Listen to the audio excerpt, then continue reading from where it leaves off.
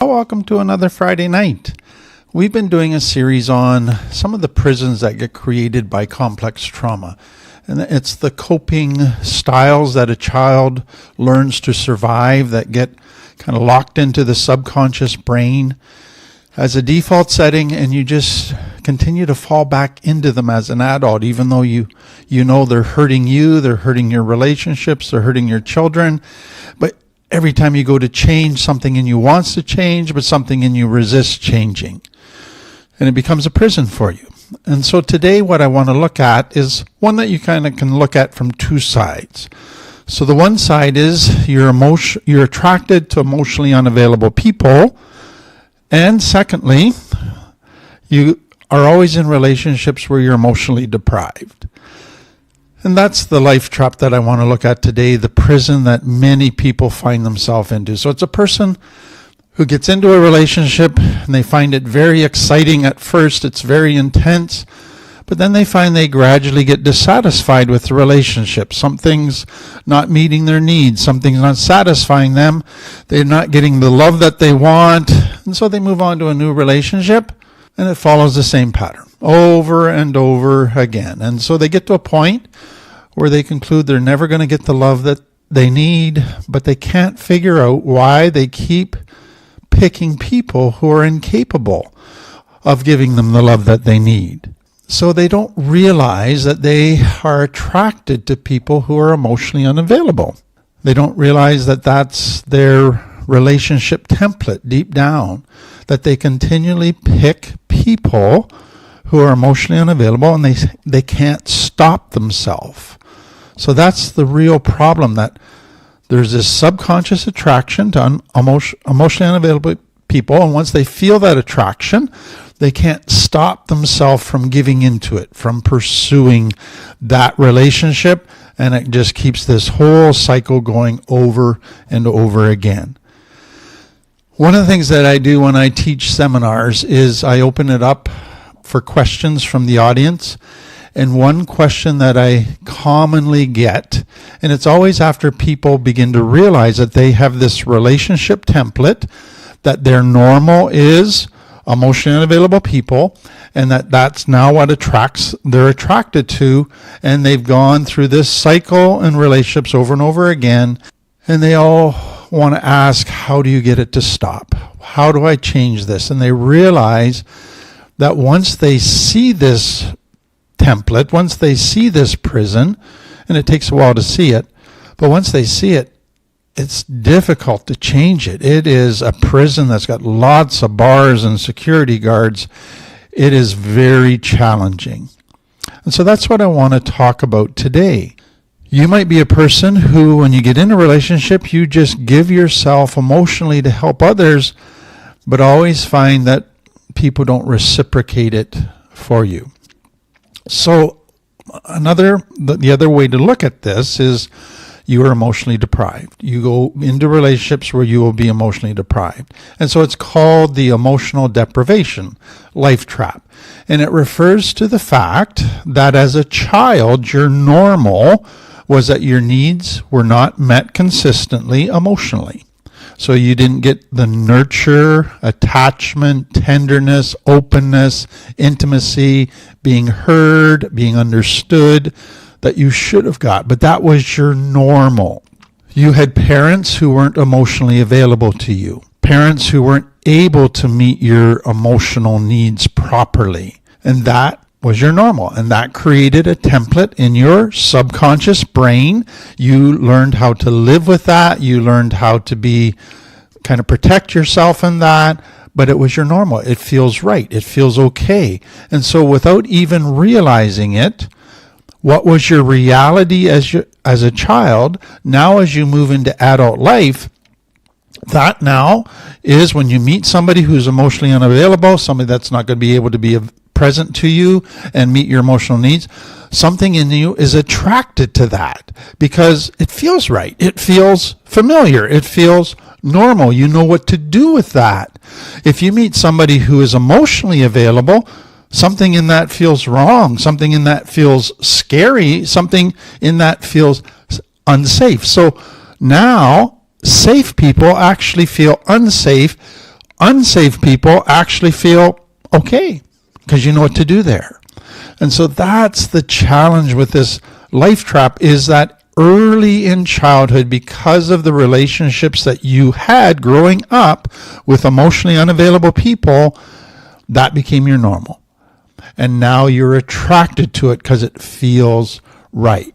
So I hope what you can see is that this is actually a very hard life trap to explain, for people to get their head around, because it happened very early in life. It happened for most people before they could even put words to it, before they could speak. It was pre-verbal. It happened so early in life that they don't even have thoughts about it. It's more just a sensation. They sense this loneliness. They sense that they're going to be lonely forever, that their needs are never going to be fulfilled, that they're never going to be heard, that they're never going to be understood. And so because it's pre-verbal, before there's a whole lot of thoughts, it's in the subconscious brain, most people aren't even aware that this is a life trap for them. But if they stop and think about it, there is a sense of this loneliness of not being heard or understood or getting their needs met. Another way to look at that is this. This isn't about a child who had connection and then lost it. They would know what it's like to have connection. This is a child who never had connection, so they didn't even know what that feels like. And so they've lost something that they should have had but never had. And so all of a sudden it's, how do you describe that? How do you put into words to a child who's never had connection what connection is like? It's hard to explain that. How do you explain to a child that they've lost something, but they didn't even never had it in the first place? And so that's why this life trap is one of the most challenging to explain to people, because it's just almost an invisible loss for them. And so just accept the fact that if you do have this life trap, it might take you a while to figure it out. It might take you a while to become aware of it because of what I've just described to you. So let me just give you this about emotional deprivation. It's the sense somewhere deep inside that something is missing. It's a deep feeling of emptiness. So perhaps the image that best captures it is if you can think of a neglected child. What are the emotions that a neglected child would feel? They feel alone. They feel that there's nobody there. They feel sad. They feel not good enough. They feel the sense that they're probably going to be alone forever. So you're trying to capture some of those emotions, and then you begin to realize, I've got a lot of those emotions myself. What's this all about? What's going on here? Another important piece to this life trap is that there's an insatiable quality to it. So it's no matter how much somebody gives you, it never feels like it's enough. So if somebody does give you attention, it feels good, but it doesn't satisfy. There's always a longing for more. Now, what makes this even more challenging for people to break from this prison is that when you meet an emotionally unavailable person, so let's say you decide to date and you meet an emotionally unavailable person, they don't appear to be emotionally unavailable initially. Often they are pros at the very beginning of a relationship of creating emotional intensity. And emotional intensity feels like connection. It feels like they're emotionally available, but it's not true. And so often in the beginning, this person looks like they're going to listen to you. They're trying to understand you. They're always available to you. They seem to empathize with you. There's a strong, intense feeling of connection and closeness, but it's superficial. It's not real. It's fake. And that's what makes this so challenging, is that emotionally unavailable people often look like they're very emotionally available. They've developed the ability to fawn and be a pro at fawning. And so that just complicates this even more. So as we've been doing, we've been giving a test of 10 questions. So I want to give you a test that hopefully just starts to get you more aware of whether you might have this life trap or this. So we rate it on 1, it's completely untrue of you. 2, it's mostly untrue. 3, it's slightly more true than untrue. 4, it's moderately true. 5, it's mostly true. And 6, it describes you perfectly. And we've noted that if you have a 5 or a 6 as an answer to any of the questions, then it's very likely that this could be an issue for you. Question 1, I need more love than I get. 2, no one really understands me. 3, I am often attracted to cold partners who can't meet my needs. 4, I feel disconnected, even from the people who are closest to me. 5, I have not had one special person I love who wants to share him or herself with me and cares deeply about what happens to me. 6, no one is there to give me warmth, holding, and affection. 7, I do not have someone who really listens and is tuned into my true needs and feelings. 8, it is hard for me to let people guide or protect me, even though it is what I want inside. 9, it is hard for me to let people love me. And 10, I am lonely a lot of the time. Score, if you get 10 to 19, this life trap probably doesn't apply to you. 20 to 29, it may apply occasionally. 30 to 39, it's probably an issue for you. 40 to 49, it's definitely a big issue. And 50 to 59, it's probably one of your core issues. So we've kind of touched on where does this come from, this emotional deprivation, being attracted to people who are emotionally unavailable.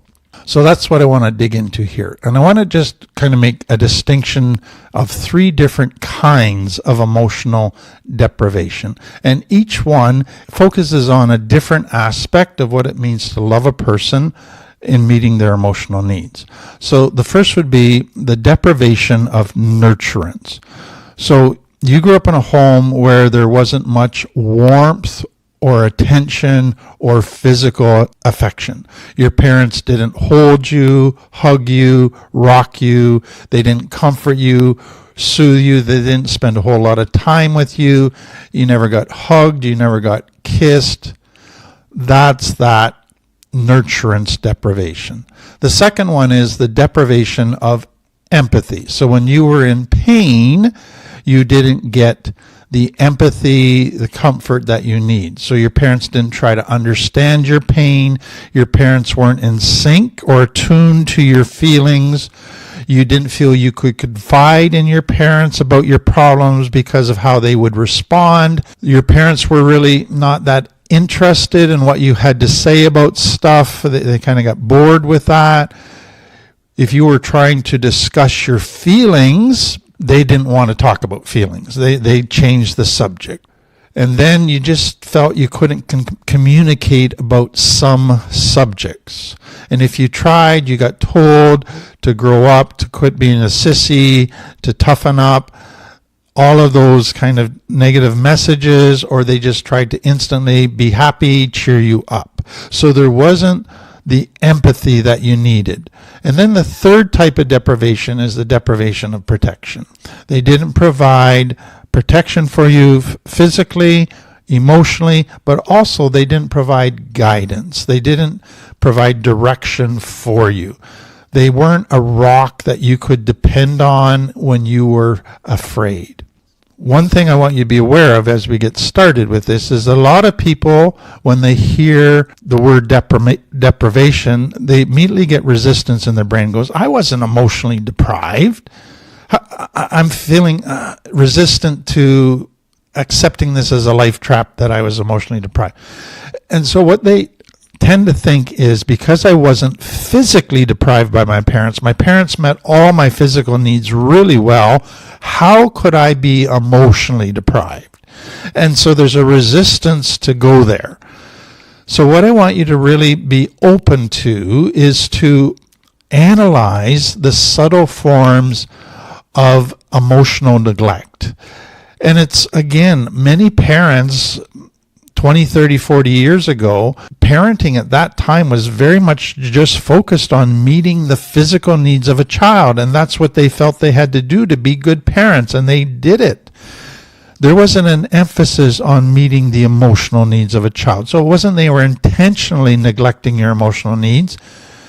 That was just part of what happened. And so this is not about beating parents up. This is about understanding whether there was a deprivation in meeting your emotional needs.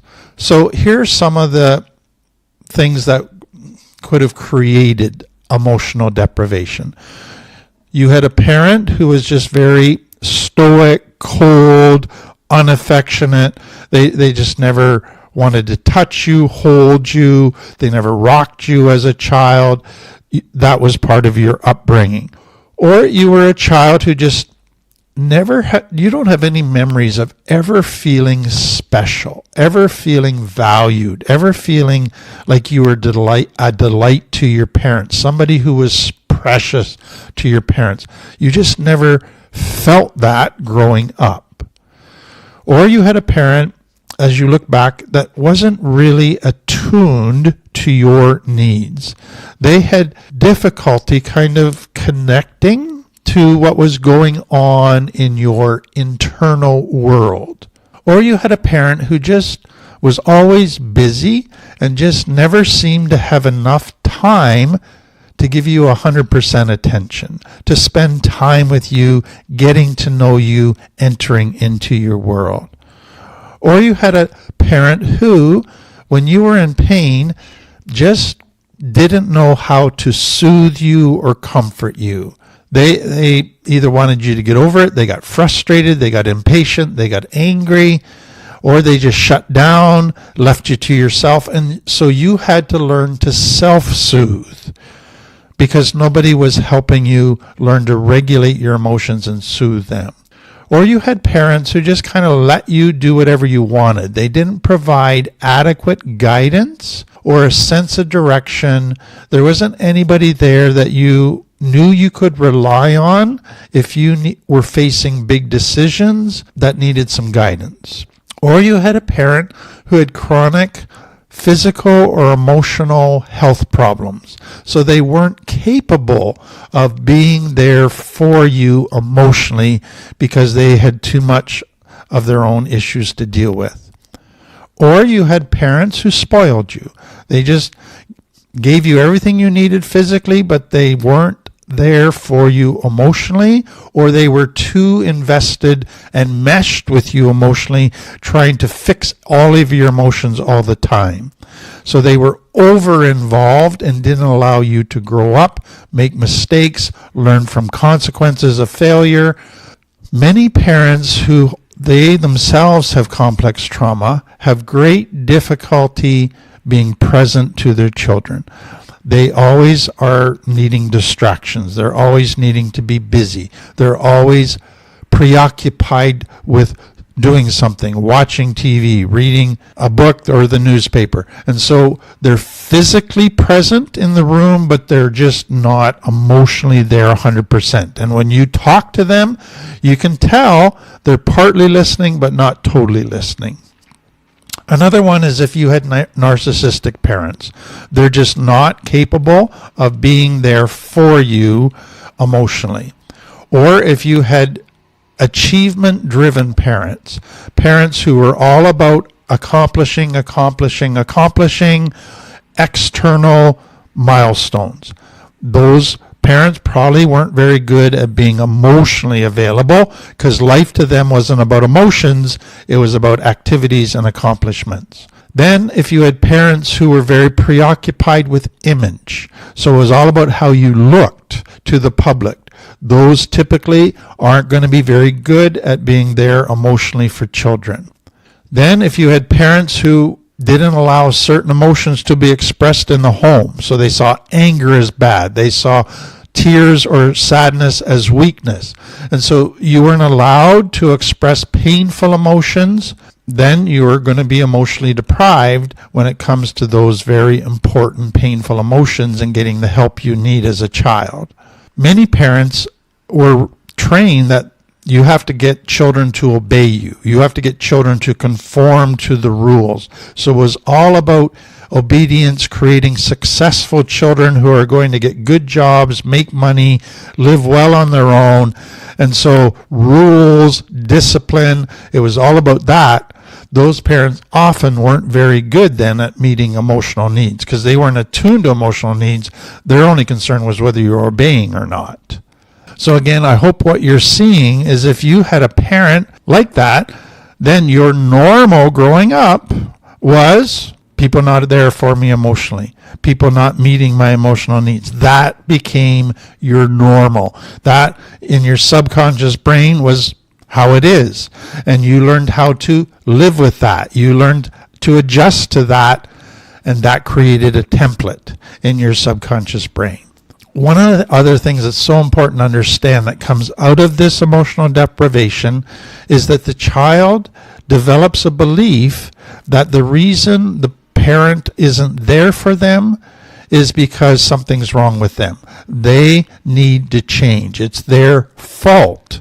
And so they go into all relationships now feeling that it's all on me to get my emotional needs met. I have to adjust. I have to do things to get the other person to meet my needs. And that sets up some very unhealthy dynamics at the beginning of relationships. Now, there's one other piece, and I want you to just kind of give yourself time to think about this because you probably will be quite resistant to it emotionally. But it's really important to understand that a person who's been emotionally deprived, what begins to happen to them is that they now have a fear of trying to connect. They want to connect, but there's a fear of connecting because if I do, nobody's going to be there for me. They're going to shut me down. So what they learn to do is to give lots of emotional support to others, be very emotionally expressive, take care of everybody else's emotions, but they do it from a very guarded position where I'm meeting all your emotional needs, but I'm actually not sure I can allow you to come and try and meet my emotional needs because you're probably not going to want to. And so they are meeting everybody else's emotional needs, but afraid to actually connect with people. And so what you find is people that look very giving, very kind, very emotionally available, actually internally the opposite is true. They're not emotionally available.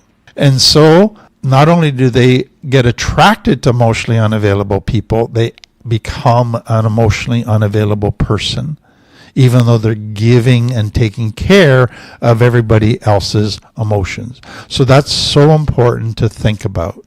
So what are the characteristics then? We gave you the test of 10 questions.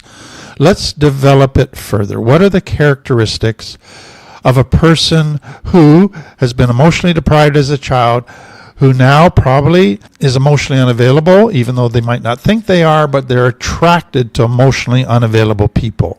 So number one, you don't tell your partner what you need, but then you feel disappointed that when your needs aren't met. So it's almost like you want your partner to be a mind reader, and so you shouldn't have to tell them what they need. They should just figure it out. And so then when they don't meet your needs, now you're upset with your partner. You should have known that I would need this, is what you say. So that becomes kind of a normal aspect to your relationships. You don't tell your partner what you like. You don't tell your partner what you feel. And then you're very disappointed when you're not understood. And you go, my partner doesn't understand me. Well, partly because you have never told them. But again, you just expect that people will figure you out without you having to tell them. Then you can talk about a lot of different things, but you don't allow yourself to be really vulnerable about some very deep issues. That's a key thing. And so that's where you are emotionally unavailable yourself. I can be open about a whole bunch of stuff, but around this really core stuff, not going there, not going to even tell my partner about it, not going to ask for help, not going to ask for guidance, direction. There's something in you that just shuts down and closes up there. Often you feel deprived, that you know your needs aren't being met, you know that your emotional needs aren't being met, but you don't say anything about it. And then you just start developing a resentment in your relationships. Or you can become just very angry in your relationships and very demanding in your relationships. But again, what I want you to understand about that is, yes, you should be angry because, yes, your needs aren't being met. But you're part of why your needs aren't being met. You're part of the problem. And so, yes, it's okay to have some anger that my needs aren't being met, but make sure you take a look at how have I contributed to this problem. Another characteristic is that a lot of relationships begin to develop into you just constantly accuse your partner that they don't care about you. And so it becomes just negative picking all the time. You don't care about me. Or you just retreat and become distant. You close your heart to your partner. And if your partner tries to connect with you, you just, nope, not going to happen. So there's a hardness that begins, a closing of the heart, a resentment, a distance that gradually begins to develop. With that usually is you become hypersensitive to any signs of neglect. So if they don't answer a text right away, if you want to go out and they say, well, I already got plans for the night, you read into that. They don't care. There's neglect. All of that is there. If they just don't feel like talking one day, you read in, they don't care about me, neglect. So you start reading neglect into everything. Another way that this works out in some people is as soon as they meet people, they try to take every conversation to a deep level. Let's connect at our most vulnerable points right away. I don't hardly know you, but let's connect at a deep level right away. And actually scare people away. Another way it can work itself out is that people with emotional deprivation, they can be very upfront, even demanding about their physical needs, their material needs, but they don't ever express their emotional needs, what they really want. Another way it can work out is that a person with emotional deprivation can become a very clingy, needy person in a relationship. Or another way is they can get actually in a healthy relationship with a person who is emotionally available, and they sabotage those relationships because those feel weird. They don't feel even safe to them because it's not their normal. Big one, attracted to people who are emotionally unavailable. So they get the greatest intensity, feeling in love when they meet somebody who's emotionally unavailable. And so what they always find is this person is going to end up being emotionally unavailable, but it feels so good in the beginning and it is so hard to resist. So they have this strong emotional connection, emotional intensity at the beginning of relationships. Another way this shows up is you become an expert at fawning. You become an expert of taking care of everybody else's emotions, being what they want, being very warm, being very caring, but you're just not emotionally available. You're not letting anybody in. Another thing that's very interesting with this emotional deprivation is that you can actually get angry at people who look at you with compassionate eyes, people who look at you with empathy, because to you that feels like pity. To you that feels like they're judging you and looking down on you, and so you actually get angry at healthy people. Another way it works out is you are attracted to emotionally unavailable people because it's a challenge to try to win them. It's a challenge to try to get them interested in you. And the greater the challenge, the more you're attracted to that.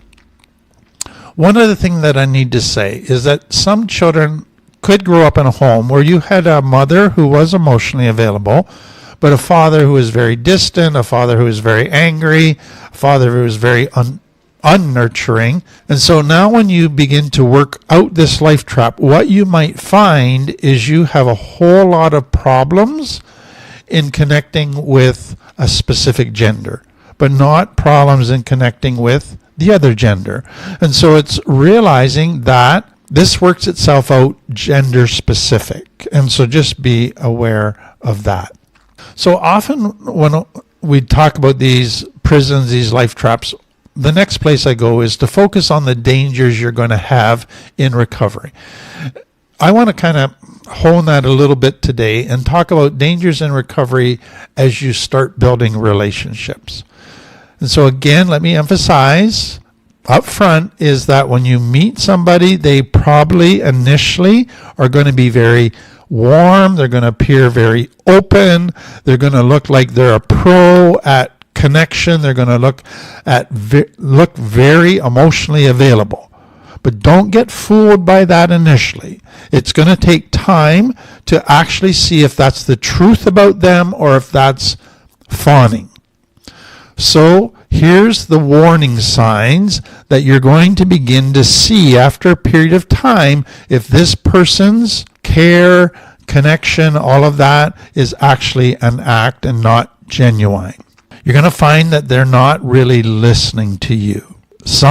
They tend to want to dominate all the conversations. They just talk all the time, but they're not interested in you talking. They're not interested in hearing you.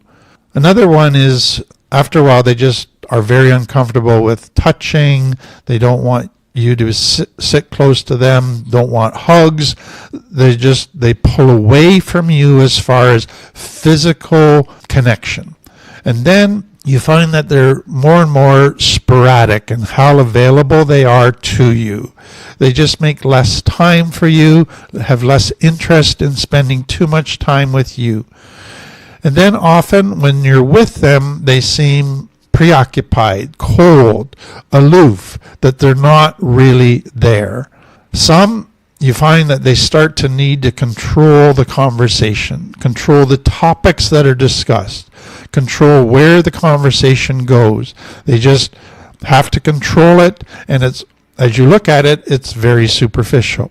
So another way to say that is you begin to realize that you're more interested in getting close emotionally than they are. The person is not there for you when you feel vulnerable. They're talking about lots of different things, but when you're really needing them because you're in deep pain, they're just not there for you. Then what happens for many people within themselves is the less available the other person is, the more obsessed they become with trying to connect with them, with trying to change them, with trying to get them to be interested in them. And the more they spend time chasing the other person, trying to get the other person to be interested in them. So be aware of that one. A really important thing is the other person seems to understand a lot about you. They seem to know a lot about you, but you begin to sense they don't really understand your deepest feelings. And then you begin to feel that you're giving more than you're getting in the relationship. You're doing a lot of taking care of them, but they're really not there for you to nurture you. Another characteristic is when you start to feel distance, that the emotional needs aren't being met, the only tool that you have to try to create the feelings of emotional closeness is sex. So let's have sex. That'll make us feel very close again, but that's not really an effective tool. Another thing just to look for is that you notice when you're talking to them, they're only kind of half listening. It's like their mind is somewhere else. That's a very important characteristic, a warning sign of a person that's not fully present to you. A lot of people go, well, my partner shares all the time. Yes, but start to notice what they talk about. They may talk about a lot of topics, but they're only as deep as a puddle. They don't go to very deep, vulnerable topics. They don't talk about their own internal personal life at a deep level. Another thing that can happen is the partner begins to try to tell you what you're thinking, what you're feeling. They're not listening to you, but they're trying to putting into words what you're feeling and thinking. They just assume they know, and they try to tell you that. And so what you begin to realize is they're not totally open to where I'm at and understanding it. There's some bias. There's some hidden agenda that's causing them to want to just jump to this is what you think, this is what you feel, stop talking. Another thing is that if you are struggling, they don't want to spend time listening and empathizing. They just jump to let's fix you, and they give you advice. And so they're not good at sitting with you in your pain and really helping or really wanting to understand where you're at before they try to give you advice. So all of that just to help you really put words to this life trap. And so for some of you, you might be for the first time realizing, wow, that is a prison for me. I was emotionally deprived. I'm now attracted to people who are emotionally unavailable.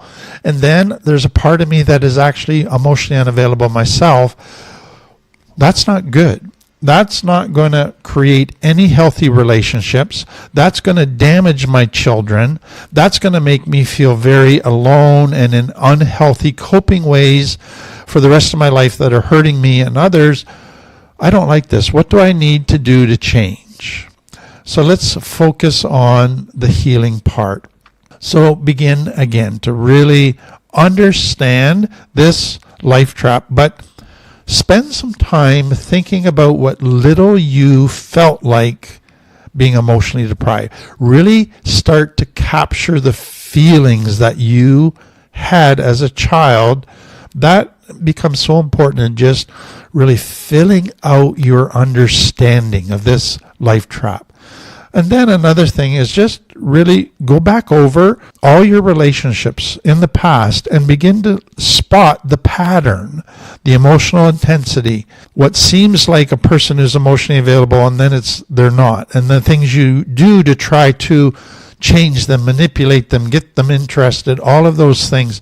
Start to notice the patterns in your life. Then, thirdly, become mindful on a daily basis of any emotional deprivation feelings that you have. Loneliness, lack of empathy, a desire for guidance but not getting it. Start to get in touch with your need for nurturance, your need for empathy, and if it's not happening. So do those inventories every day just to really get in touch with where your emotions are at every day and what you need emotionally. Fourth, and this could be the hardest for many people, you are going to be attracted to emotionally unavailable people.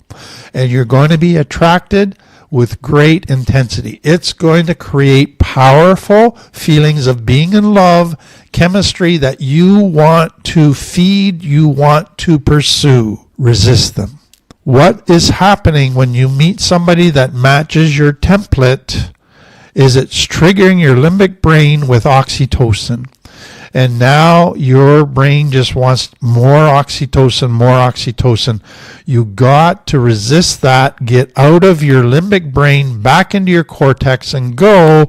Don't give in to that. You're going to regret it. Here's what I'm going to do. I'm not going to feed that attraction. I'm going to set up clear boundaries with that person. I'm not going to do anything to continue to be involved too much with that person. And I am going to go about relationship this way. That is one of the hardest things to do, and you may need somebody else in your life who's going to help you keep getting into your cortex, not doing something impulsively that you're later going to regret.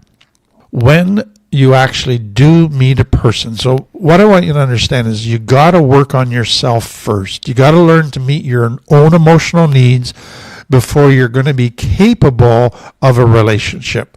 When you finally get to the point where you are capable of a relationship and you meet somebody who is emotionally available, what you're going to find is something in you wants to sabotage it.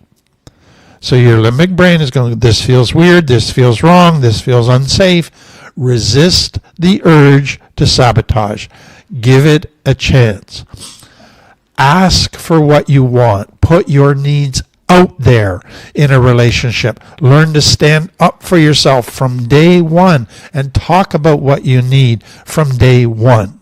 The next thing is that a lot of people, when they think about what would a relationship be like where a person is emotionally available, they can create a picture in their mind, but what they don't realize, it's often very unrealistic. It often means that person will be there for me 24/7. That person won't set boundaries for me. That person will never say no to me. That person will never have any other relationships that only have me. And so create a picture in your mind of what you think it would be like to have a relationship with an emotionally available person, and then ask somebody wise, somebody healthy, is this realistic or not? That can be very helpful. The other thing that people often get confused is that they think a person who is present to them is present to them 24/7. And so it's important to realize that a healthy relationship, you're attuned to each other 24/7. You're aware of how the person's doing, but we're only capable of being fully present to the other person in short periods of time, 15 minutes, half an hour. Then we need a break. We're still attuned, but we can't be present 24/7. It's just too demanding. We got to be present to other things, to other people. And so learn the difference between attunement and being present. That is important. Next, when you begin a relationship with somebody who is emotionally available, but this is brand new territory for you, come prepared with questions that will begin to help you explore the emotional world. And if you're with somebody that you think is emotionally available, but they're really not, and you begin to ask those questions, they're going to resist going there. And that's going to be a warning sign. But if they are emotionally available, they're going to go there, and you're going to begin to develop emotional connection, and your emotional needs are going to be met. Finally, when you're in a relationship that's not working because they're not emotionally available, stop blaming them. Begin to realize this is my issue. I've got a template here that's attracted to people like that. I got to change me. I am not actually emotionally available myself. Begin to change yourself. That's where all of this has to begin. Learn to meet many of your emotional needs. Learn to be okay being alone. Learn what healthy is in yourself and work to become more healthy. That is so significant. So that's this emotional deprivation life trap. Being attracted to emotionally unavailable people. I hope it just helps you understand yourself better, but I hope it gives you practical tools to begin to change so that you can get out of this prison, so that you can begin to have healthy relationships and actually over time become attracted to people who are emotionally available and able to meet your emotional needs. Well, that's the end of another Friday night. Thank you for being with us. Have a great weekend. We'll see you next